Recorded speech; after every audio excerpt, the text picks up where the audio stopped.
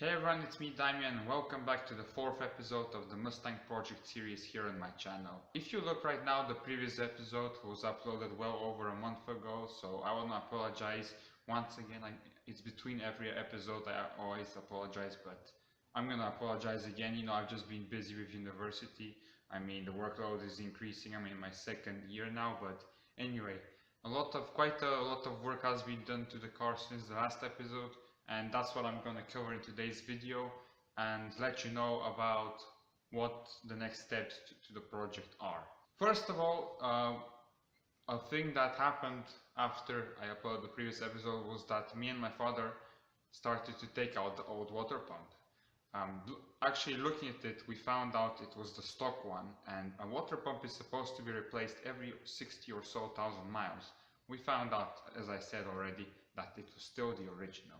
So the car having 186,000 miles roughly is just crazy to see how the original water pump was still on the car.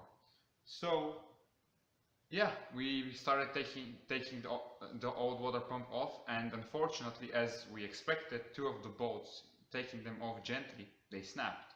So the water pump was partially wobbling, but it wasn't off.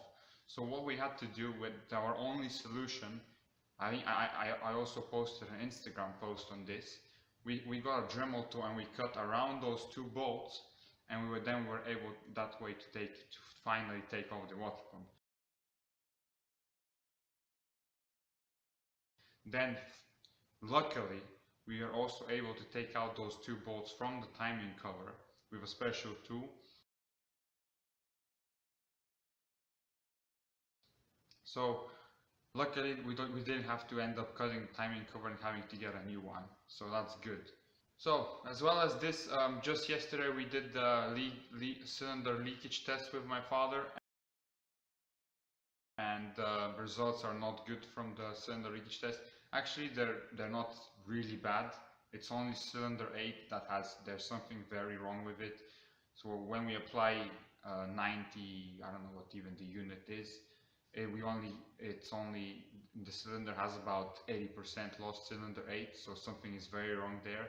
We actually felt it. The air was, when we tested cylinder 8, when we applied air into it, air was coming out of the throttle body, and that's where, of course, air is meant to come in from the intake. So something is very wrong. We're thinking, obviously, they're just first thoughts of what the things that might be wrong with it. Of course, the piston rings, the gaskets, especially the head gasket, those are just some of the first things that came to our mind. But so yeah, we did the cylinder leakage test and the results are not good, especially, as I said, cylinder 8. So we have made the decision that we are taking the engine of the car fully apart.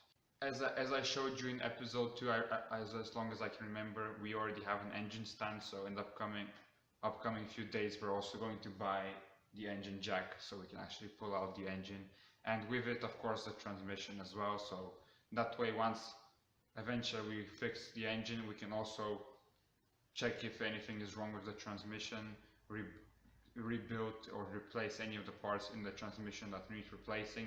Most definitely the clutch and just generally the clutch kit, so that the clutch quadrant, the clutch cable and the clutch itself will be replaced, because I definitely for sure know that it still has the stock clutch and everything. So of course you want to be riding with a new clutch at the end of the day. So yeah, in general, all the other parts we have taken apart from the engine have already been put together. They've all been labeled, and so yeah, that's gonna make things very easy for when we actually end up putting everything back together. So the thing is, most certainly, even how the car is right now, just by replacing the fuel pump and a few other things like I mentioned in the previous episode, it will start. But what's the point of putting all these parts back together, like the radiator and the new water pump and some of the hoses, when that's gonna take about 2 hours just to put them all back together? Then start the car. Okay, it's gonna start, but the engine is nowhere near perfect condition, and then we have to end up wasting another 2 hours just to take all those parts out again. So the best decision would be to really just take the engine apart, and just see what the hell is wrong with it, and then be able to fix it and put it back together. So it's not like a crazy challenge. We went to I posted an Instagram post on this. We went to a junkyard a few weeks ago. We got the cylinder heads off another 95 GT like this.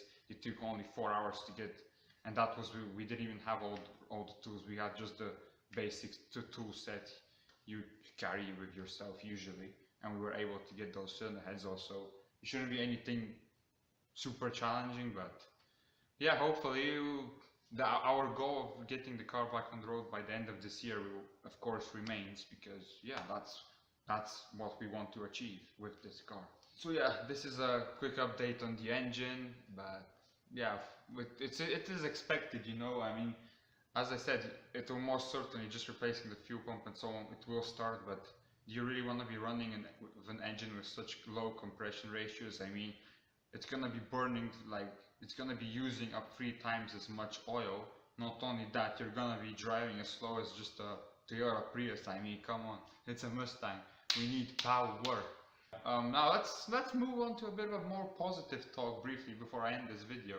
So when it was Labor Day, the MGW short throw shifters were on discount. So me and my father got one. So obviously that's of course going to be one of the last things that are installed back into the car before we go for a safety inspection and all the rest. But yeah, those are usually just the only things, just engine stuff wise, that's been going on with the car. And then hopefully, you know, as long as I don't have like way too many assignments each week, we can, both me and my father can dedicate a good number of hours each week to work on the car, and hopefully, fingers crossed, it's back on the road by the end of this year. Enough of me rambling. I hope this video doesn't turn out to be way too long. But yeah, this is just the updates on the car right now, so I'll keep you updated, hopefully very soon with another video. Yeah, definitely gonna try and get out the engine out of the car as soon as possible. Other than that, the cylinder heads I got from the junkyard. I'm currently rebuilding them in my engine theory lab class, so that's a lot of it. It's really interesting. I'm learning a lot right now, so yeah. So yeah, this is it. Don't forget to follow the Instagram. I'm consistently posting on there. Make sure to leave a like on this video, and yeah, don't forget to subscribe as well, to be notified when, of course, the next video comes out. And thank you for watching. See you in the next video.